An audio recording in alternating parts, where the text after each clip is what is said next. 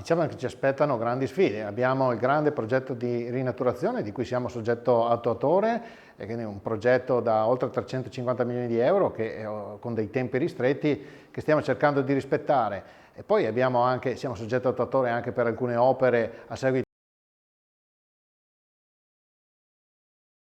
in programmazione, diciamo così, ordinaria di AIPO, e ce ne sono parecchie, però io confido che insomma possiamo migliorare ancora rispetto a quello che siamo, grazie al fatto che comunque possiamo contare su una struttura che ha delle professionalità di alto livello e quindi che conosce benissimo la materia, quindi sono sicuro che il futuro sarà assolutamente roseo. C'è da un lato una preoccupazione perché stiamo parlando di una macchina assolutamente complessa che gestisce il più grande fiume d'Italia, quindi che comprende parecchie regioni, quindi sicuramente una certa preoccupazione. È un ruolo che ho già ricoperto per la verità qualche anno fa, perché la presidenza è la rotazione fra le varie regioni.